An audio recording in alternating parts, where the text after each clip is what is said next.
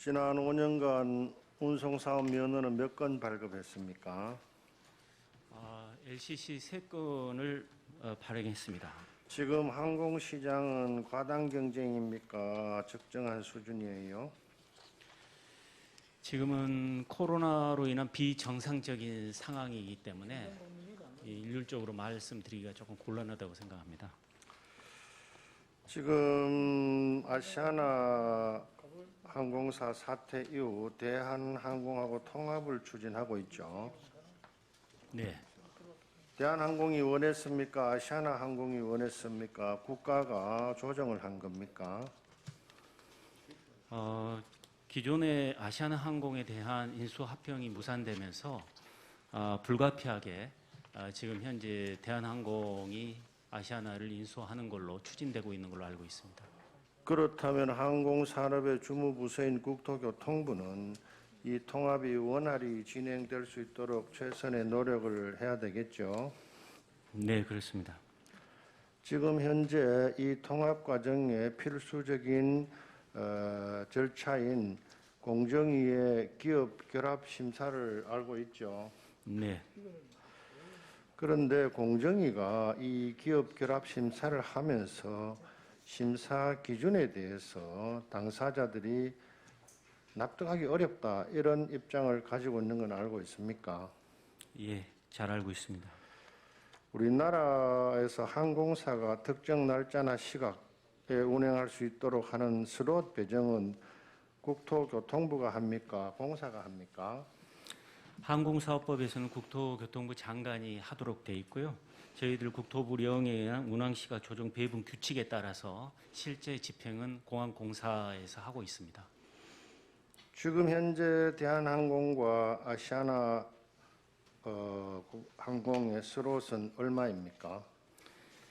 인천공항의 경우에는 대한항공 25%, 또 아시아나 한 14% 조에서 두 회사가 한 39% 정도 됩니다.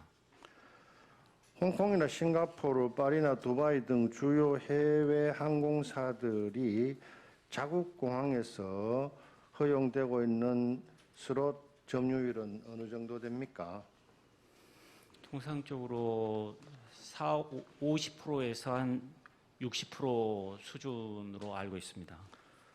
국적 항공사를 육성하고 지원해야 되는 것은 국가의 당연한 의무임에도 불구하고 다른 나라들에 비해서 슬롯 점유율이 상대적으로 훨씬 낮은 이유는 무엇입니까?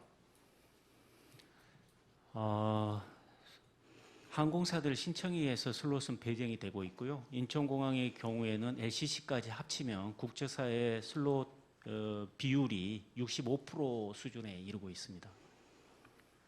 지금 각 국가별 항공산업의 경쟁은 메이저 캐리어를 중심으로 하고 있습니까? LCC까지 포함해서 하고 있습니까? 말씀대로 주요 메이저 중심으로 하고 있습니다. 그렇기 때문에 거점 공항의 국적 항공사 슬롯 모시는 당연히 전체 항공사가 아니고 메이저 캐리어를 중심으로 이야기해야 됩니다. 인천공항 4활주로를 개설하게 되면은 슬롯이 몇 회에서 몇 회 정도로 늘어날 수가 있나요? 저희들은 90회에서 107회 정도 늘어나는 걸로 계획하고 있습니다.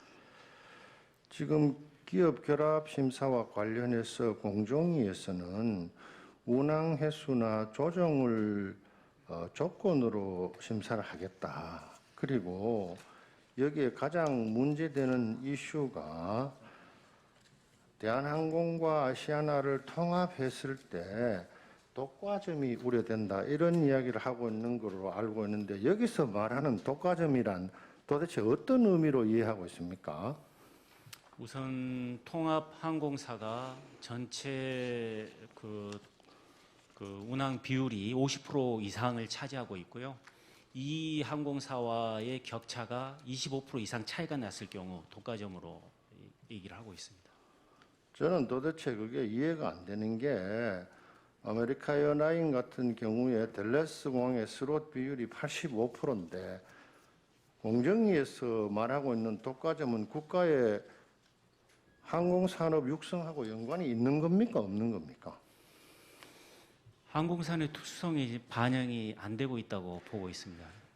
지금 국토부는 국적 항공사 경쟁력 강화를 위해서 이 사업의 특성을 공정위에 이야기를 하라고 했더니 항공산업의 특수성을 고려해 줄 것을 설명하고 있다고 답변을 했는데 이런 모호하고 추상적인 이야기를 하면 안 됩니다, 실장님.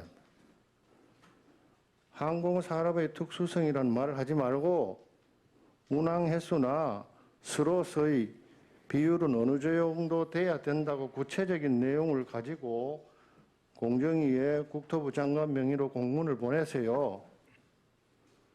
모든 일은 분명하고 확실하게 해야 되는 겁니다. 지금까지 이 사안과 관련해서 국토부가 공정위에게 어떻게 이야기했습니까? 지금 의원님 말씀하시는 그 취지와 저희 국토부의 입장은 크게 다르지 않고요. 그 부분에 대해 있어서 운수권과 슬롯은 국가 자원이기 때문에 그 부분들을 일방적으로 해소하는 부분에 있어서는 예항사와의 이런 부분들도 생각해야 되기 때문에 충분히 그 말씀을 공정과 협의를 하고 있습니다. 네. 지난 정부 때 한진해운을 도산시켜서 지금 물류대란과 국적 기업들의 경쟁력에 엄청난 문제가 초래되고 있는 걸 알고 계시죠? 네. 지금 공정위에서 독과점 운운하면서 이런 식으로 국적항공사 통합 문제를 소극적으로 처리하는 것은 의회에서 두고 볼 수 없기 때문에 국토부에서 현명한 조치를 하기 바랍니다.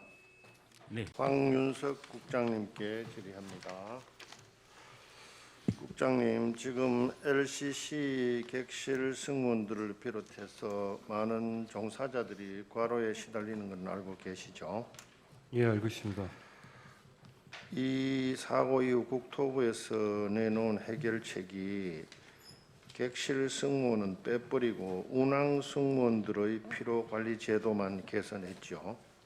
예, 그렇습니다. 국제민간항공협의회 아이카오와 유럽 항공안전기구의 기준 대부분은 운항과 객실 승무원 공히 동일한 규정을 적용하고 있죠. 예, 그렇습니다. 근데 왜 우리 항공만 유독 객실 승무원의 피로 관리 제도를 마련하지 않는 겁니까? 그 운항 승무원 즉 조종사나 객실 승무원 모두 특히 객실 승무원의 경우에 기내 안전이라든가 보안 등 그 중요 업무를 다룸에도 불구하고 그간 기준 적용에서 좀 미흡한 측면이 있었습니다. 지금 비슷한 업종인 해상운송업의 경우에도 선언법에 의해서 특별한 근로조건을 적용받고 있죠. 예, 그렇습니다. 지금 객실 승무원의 근로시간을 플라이트 타임, 즉 비행기를 타고부터 비행기를 내릴 때까지 정하고 있는 것은 현실적으로 대단히 불합리하죠. 보완이 필요하다 봅니다. 이 문제를 어떻게 해결할 생각이십니까? 현재 객실 승무원 피로 관리 제도 자체에 대한 그 개선 및 보완이 필요하다는 인식을 같이 해서요. 현재 항공사 등 이해관계기관과 TF를 구성해서 관련 연구 영역을 진행 중에 있고요. 그 관련된 내용으로 토대로 해서 관련 제도 개선을 조속하게 추진하도록 하겠습니다. 황 국장님, 불합리한 제도와 규정으로 인해 객실 승무원들이 겪고 있는 고통을 나와 내 가족의 아픔처럼 생각해 주고 항공안전법 시행 규칙을 최대한 단시간 내에 고쳐서 이런 불합리한 문제를 해결해 주기를 부탁합니다. 이 문제는 연구 용역이나 태스크포스를 구성할 만큼 복잡하고 어려운 게 아니고 아까 말씀드린 아이카오나 또 EASA의 기준을 그대로 적용하면 되는 일이니까 늦어도 금년 말까지 관련 제도를 개선하고 본 의원실에 보고를 해주기를 부탁드립니다. 신속하게 추진하겠습니다. 알겠습니다.